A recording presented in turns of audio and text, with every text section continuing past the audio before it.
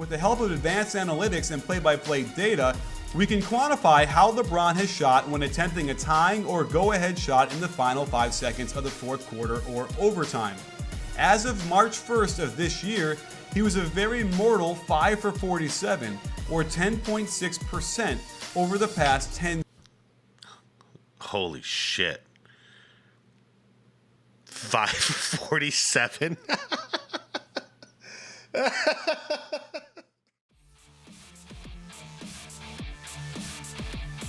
All right, welcome back to the channel, everyone. Hope you all are having a good day so far. I was asked to check out this video called Was Larry Bird Better Than LeBron James? And this is by a content creator named B-Ball Breakdown. This is a new creator to me, but it was recommended from a subscriber in the comment section. And this is something I've been saying for a while. Was Larry Bird better than LeBron James? Well, I got Larry Bird as my greatest small forward of all time. So I think that should answer the question. And I also got Tim Duncan as, I got Tim Duncan as my greatest power forward of all time. Unless you can include Hakeem Olajuwon into that category, then it's a battle. So yeah, it's not LeBron in those positions. So I'm interested in somebody else's take on the Larry Bird thing because I think he is insanely underappreciated. To me, he's always on my all-time starting five. Like I always put him in that lineup. Anyways, everybody, let's see what this video is all about. I'm going to link the original video from B-Ball Breakdown in the description down below, as I always do. So if you want to check it out without my commentary, go right ahead. Everybody else, please leave a like to this video. Unless you're a LeBron James fan and you hate Larry Bird, then give it a down vote. And yeah, let's see what this is. Let's do it.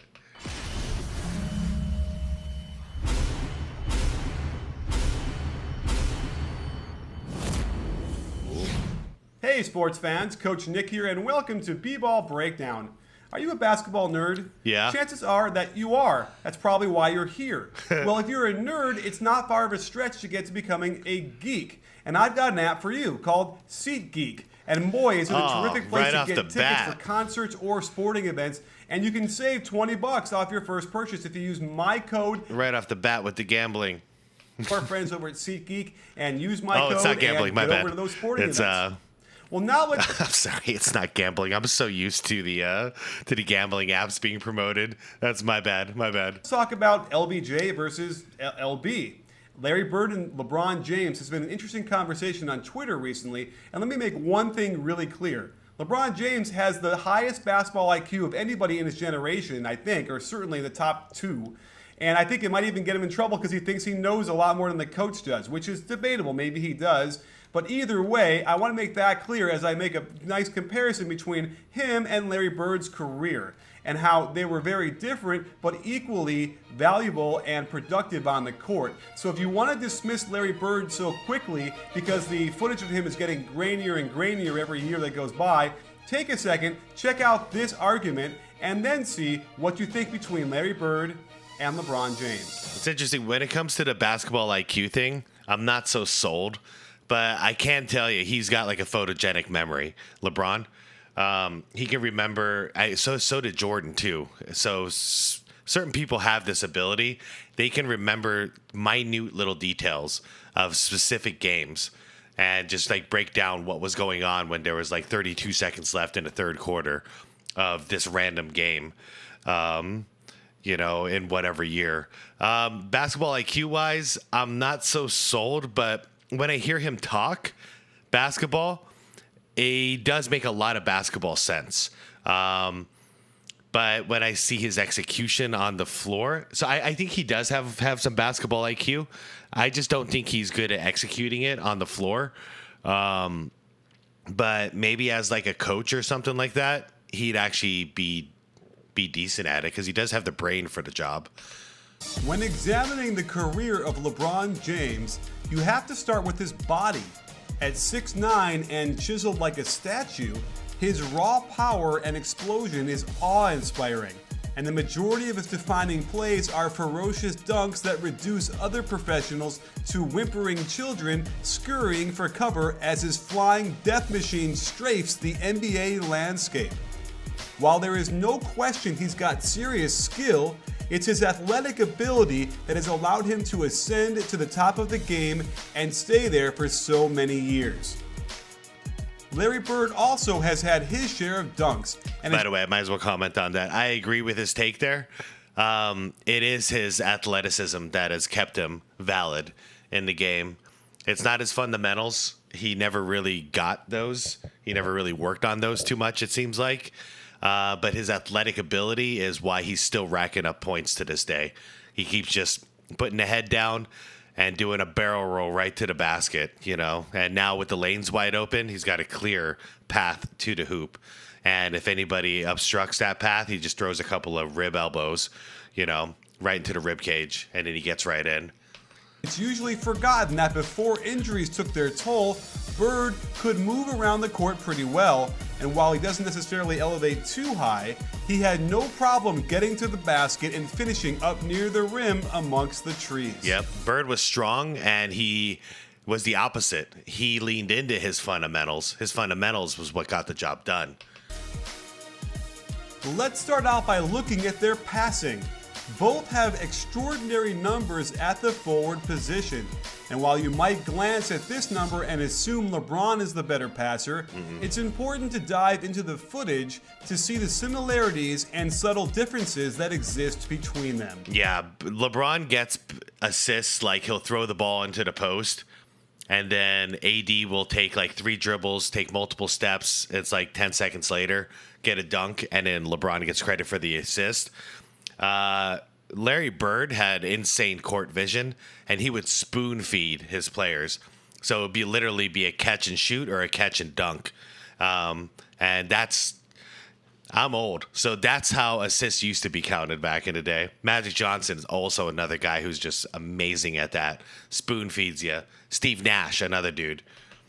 Stockton. Both had a flair for the entertaining pass, looking for ways to quickly get the ball to an open teammate before the defense can close in. Sometimes the overhead pass is the only way to get it there. And Bird was unparalleled at creative ways to deliver that ball from over his head. Yep. And neither player was worried about getting down on the floor after loose balls, always with their heads up to get the ball to a streaking teammate. A great way to measure basketball IQ and incredible court vision is the use of the touch pass, indicating you are 2 steps ahead of the play and see things that mere mortals do not. However, Bird seemed to take this to a different level, almost as if he was 1 or 2 steps ahead of the play, and also with a total lack of inhibition, willing to risk throwing these passes at any time, providing Celtics fans with a lot of oohs and ahs on a nightly basis. Tap.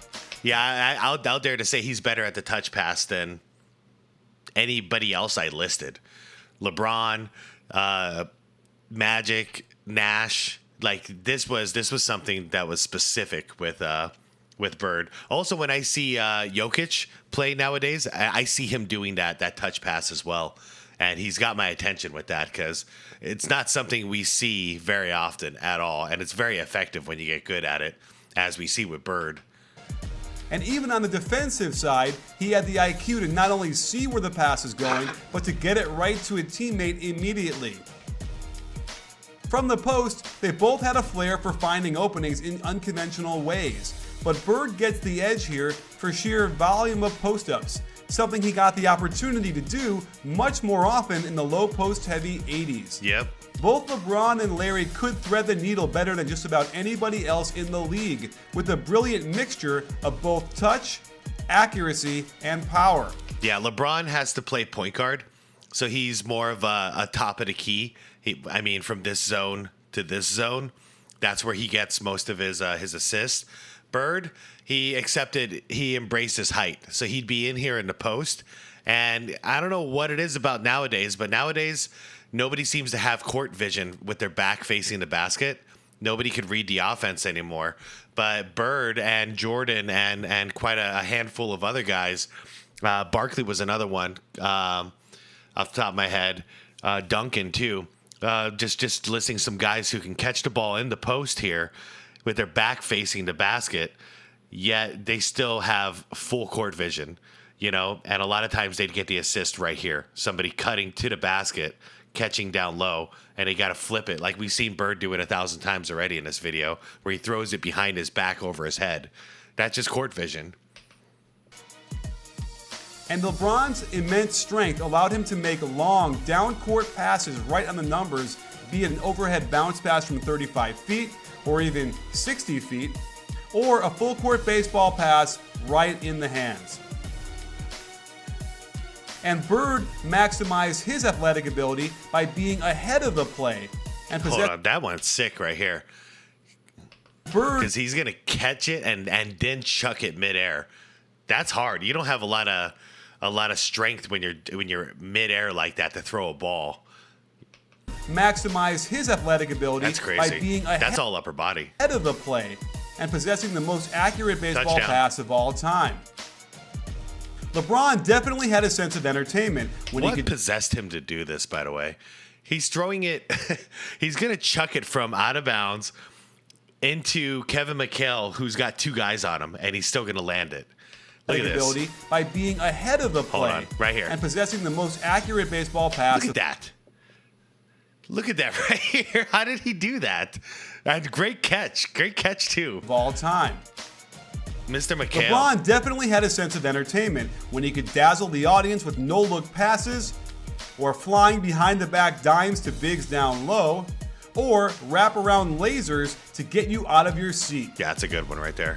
Bird didn't have that kind of athletic ability, but he'd scrap for the loose balls and still had the presence of mind to find a pass to a teammate who could score. Yeah, he was gritty and freaking tough as nails, Bird. All while on his back. Any deficit he had as an athlete, he more than made up for in heart, desire, and smarts. Speaking of heart, one of the reasons Larry Bird's career was marred with injury was his uncompromising will to go after loose balls. Yeah, it was. I'm sure he wouldn't have had it any other way, but these spills, Look at this while guy. inspiring, also cut years off his career in a way LeBron never did, since he was so fast to begin with, he'd get these balls before it got too close to the sideline. And that's why he won 3 titles in such a short career. But he still got 3 rings because he was willing to put his body on the line. Nowadays, people are just preserving their bodies so they can sign those extra checks, extra contracts to get. I don't blame them either. I'm going to be real. If you were paying me $40 million a year, I might consider saving my body so I can maybe make $60 million a year on my next contract. So the system's screwed up when it comes to that. But man, Bird, what better way to motivate your team and to lead by example, be a true captain, than doing stuff like this? Just straight up putting your body on the line just to get the win. Everybody else is going to follow suit. Looking at their scoring, they both filled up the nets with comparable numbers. And at their heights, they could lead the league in scoring no matter how good their teammates were. Yeah, and Bird, his scoring, man, it's so much more versatile.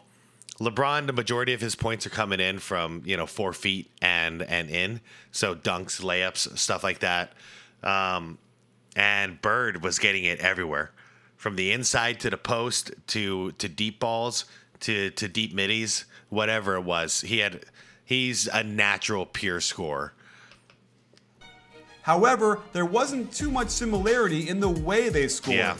It was clear Larry had to score by any means necessary. He didn't blow by guys regularly, Nope. so he needed to keep defenders off balance with great ball fakes and shot fakes, which stemmed from his killer jump shot, which extended all the way to three-point range. The defense had to pick him up as early as possible, or he'd stick a dagger right in their eye.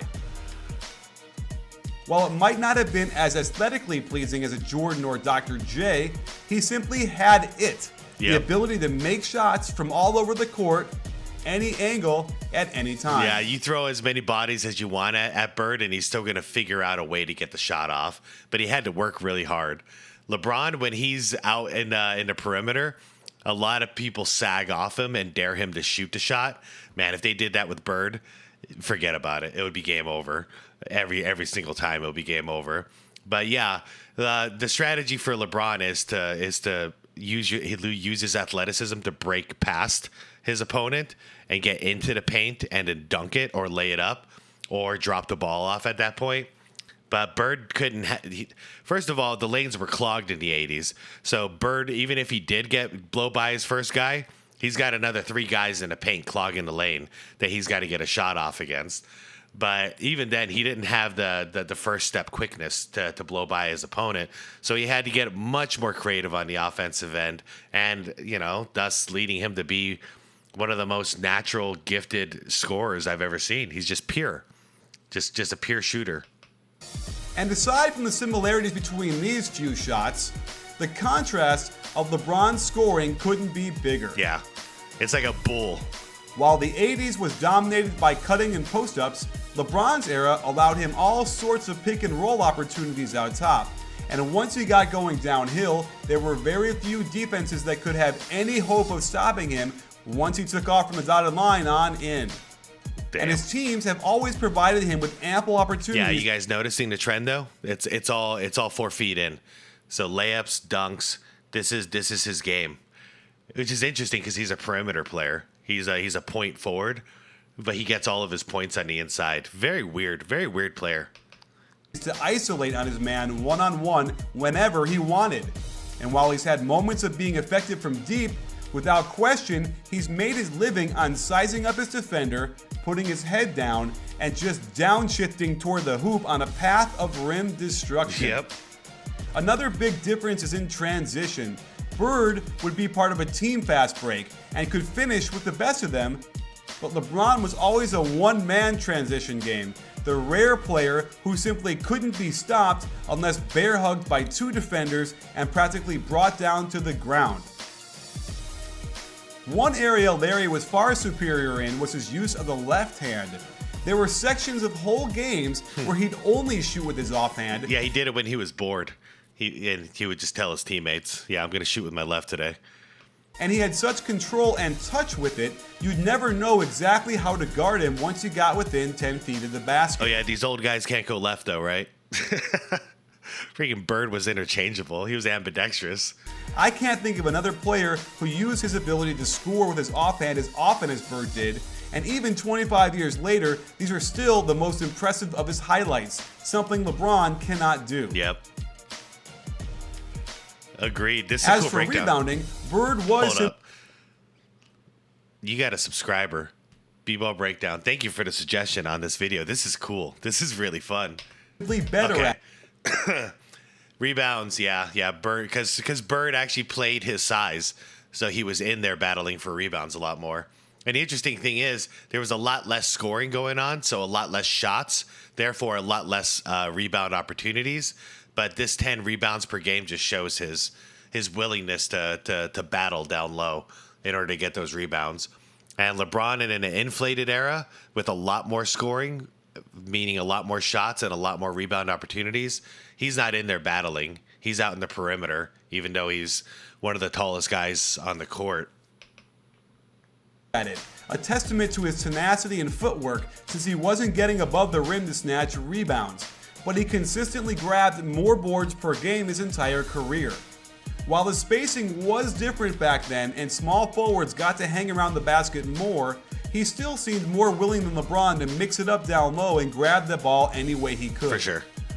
As for shooting, their overall Same with defense. Defensively, Bird. I'm sure you're just going to get to it. field goal percentages are remarkably similar.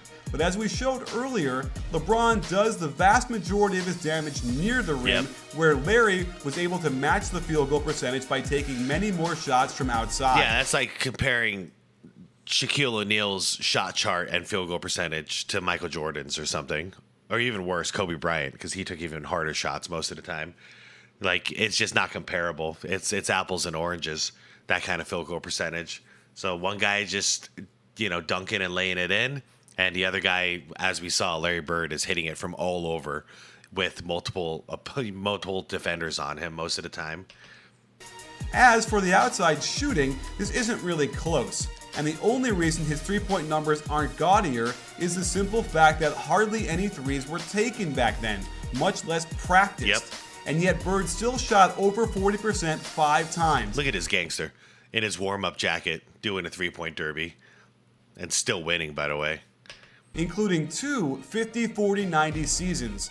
Bird was consistently among the best free throw shooters each season, while LeBron's best year at the line was still 6 points lower than Bird's. Yeah, this is one of those things I'll never quite understand because free throws is like the first shot you master.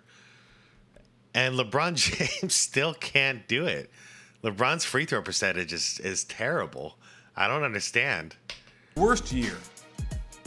Defensively, Because that was his best year at 78%. So it's not even, I don't know. I'm actually curious. Let's get the answer real quick. Hold tight. Oh, sorry. The keyboard is angled. Free throw percentage.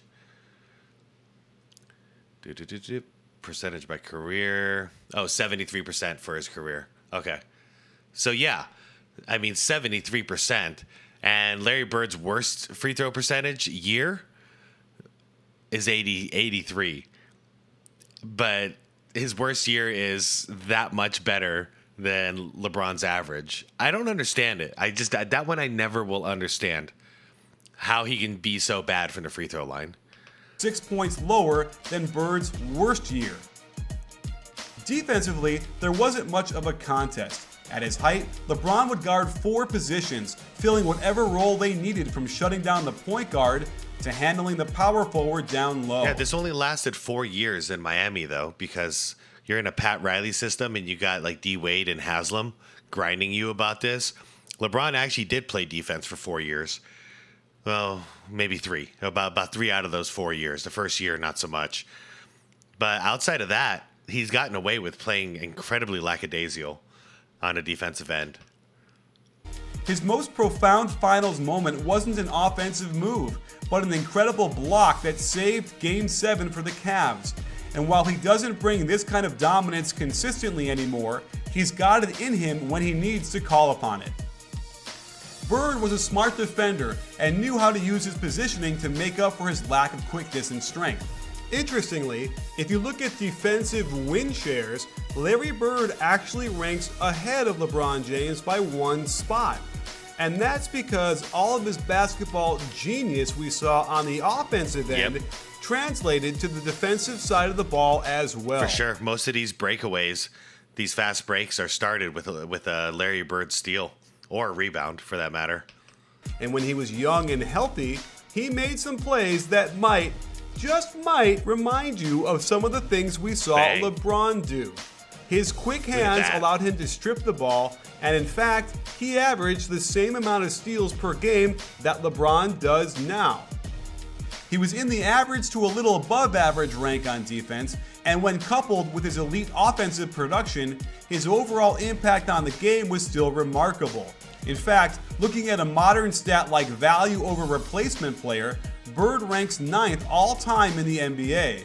That said, LeBron James ranks 1st all-time in this category, right above Michael Jordan. And that brings us to clutch performance. Those moments when everyone in the building knows who's getting the ball, and as that clock winds down, do you have the clutch gene to nail the shot? Yeah, that's Bird all day. In fact, I've got him number 1 all time in this category. And yes, that includes Michael Jordan. Like, that's Michael Jordan's right there. But I don't know, man. Bird's ability to hit a 3 ball fading away out of bounds and, like right in the corner. I've never seen anybody else be able to do that. So it doesn't matter if you're down by 3, 2, or 1. Give Bird 1 second. He's gonna win the freaking game, man.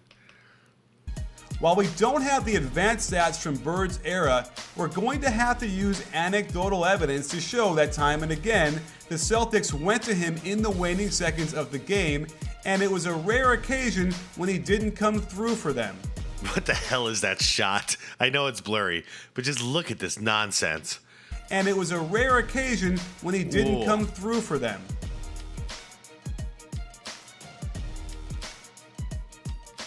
It was. That was the shocking thing, was when he'd At the actually very miss. least, there was never ever a time when Bird was afraid to shoot the ball in those pressure situations. No, he is not. He's an anti-choker. He's the opposite of choking. He's clutch as hell. And yeah, let's see what he has to say about LeBron. He would inevitably find some way to get open. Remember, they would hardly ever run a straight isolation out top and have him create off the dribble. Yep. Bird would flash open, find some sort of sliver of daylight, and get the jumper off. Again, these were moments when right going over to the Jordan. basket wasn't preferable because the referees would definitely let the players decide these games. Foul calls were hard to come by. So it made more sense to do your best to get off a clean look from the outside. And Larry Bird was as good as anyone in this era with his knack for being in the right place at the right time, What a shot. dropping in shots from all angles God. and degree of difficulty. LeBron's clutchiness is a bit more complicated. Of course, he spent the first 7 years of his career on some pretty bad teams where he was forced to do it all. And that's when he should be hitting the most game winners. There's no doubt who's getting the ball in that situation. Jordan hit a bunch of game winners when his team was trash. Like, he hit a ton of those. I mean, he did it all the time anyways, but I'm just saying, him having a crappy team his first, 5 years did not stop him from hitting game winners. I'd say crappy team, 4 years. And he did have moments where he came through for him. He was also criticized at times for not taking the game-winning shot, even though I will defend him on some of these. See, what is this?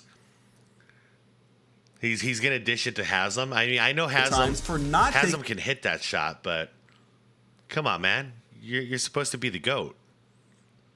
Take that shot, bro.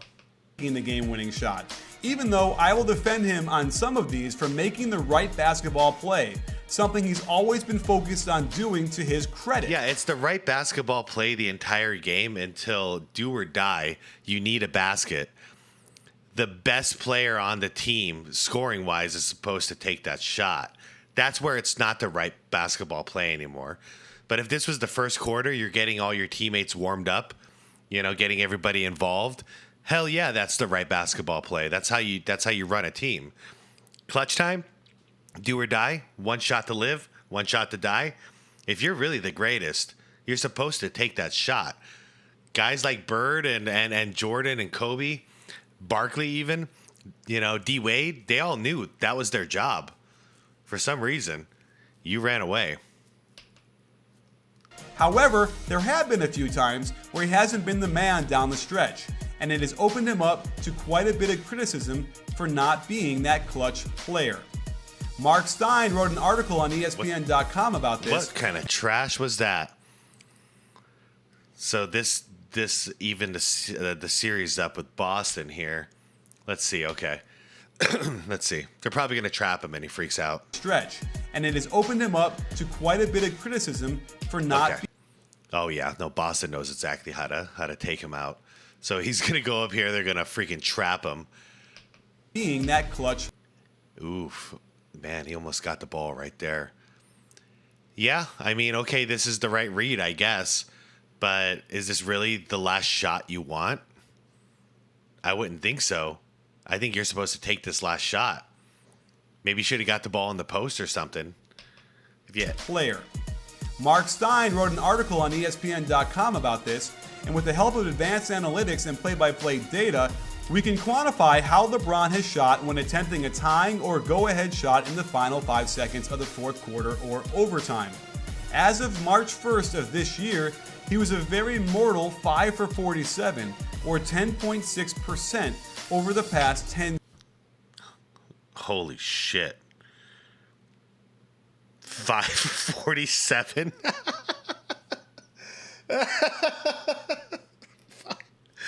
5 for 47?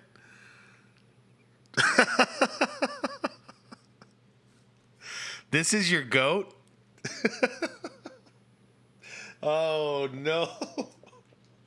Okay, I just want to hear it one more time. Let's do this. Okay, all right. And with the help of advanced analytics and play-by-play data, We can quantify how LeBron has shot when attempting a tying or go-ahead shot in the final 5 seconds of the fourth quarter or overtime. Yeah, how'd he do?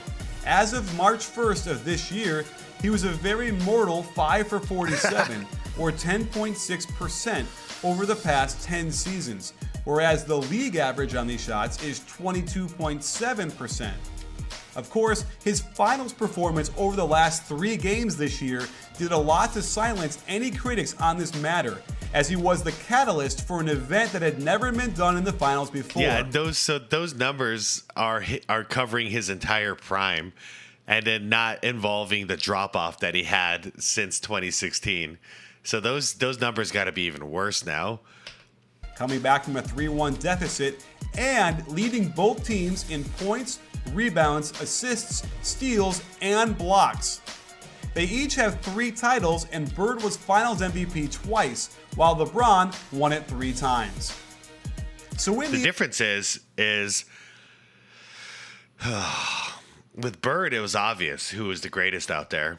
With LeBron, it's tough because he had D Wade, and then Kyrie was arguably the MVP out there in Cleveland. And then AD was arguably the MVP with the Lakers, Mickey Mouse ring. So that's the only difference. Like with Jordan, we can say 6 for 6. There's no doubt in our mind who was the MVP of those finals every single year. Even the Seattle Supersonics series, he had his worst final series of his career, and his numbers are still great. They're just not great considering it's Michael Jordan, but still better than anybody else on the team by far. So it's the ability to argue that is a little different for LeBron getting 4 out of 4. In the end, can we even make a fair comparison of 2 players from completely different eras? While Bird was doing the mullet, LeBron was doing the headband. And basketball, now the hair piece or the hair implant, isn't always about who's the strongest and fastest and highest jumper. Before his body began to break down, Bird wasn't as bad an athlete as he's made out to be. And we can't blame him for getting injured. LeBron has benefited from the miracles of modern science. Right. It's been remarkable how long he's played without serious injury. If you want to weigh the volume of production as a deciding factor, then there's no question that LeBron James is better than Larry Bird. But if you want to look at sheer ability to make plays while at the height of their careers, then I'm not so sure it's that clear cut. Oh my God. Larry definitely had more skill, while LeBron brought more physical gifts. At the very least, it's a question you have to ponder long and hard with before making your decision.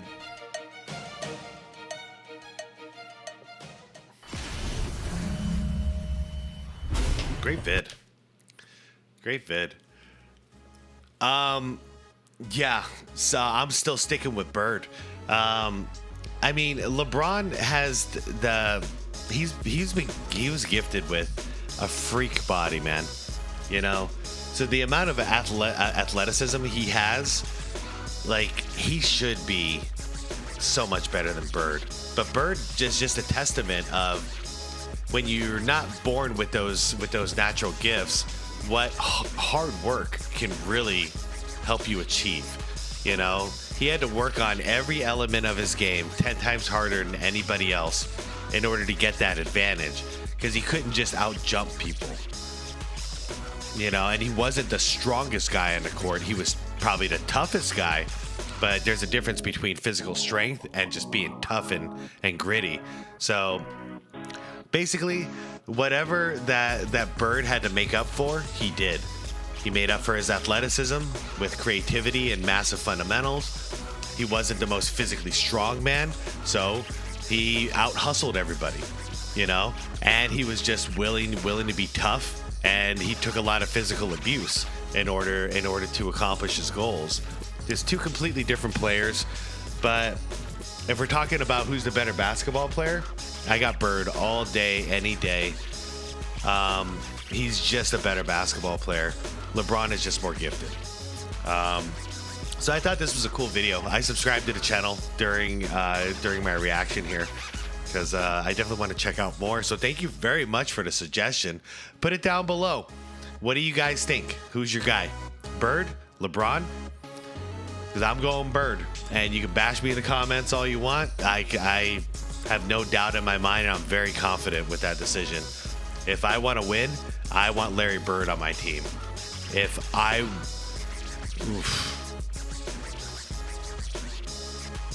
want to make it to the finals and watch somebody crumble and then blame me, I'm going with LeBron James, because I'll probably get blamed for it for some reason, even though he's supposed to be the best on the team. But Bird, whether we win or we lose, I know he's taking the accountability. He's going to lead us like a true captain. I'm going with Bird all day, any day. All right, everybody, I'm out of here. Leave the video a like if you enjoyed it. Subscribe to the channel if you want more content like this. Links below for the original video if you want to check out this channel and check out their content. I'm definitely going to be doing that myself. Everybody, thank you very much for watching. I will see you on the next one, and peace out.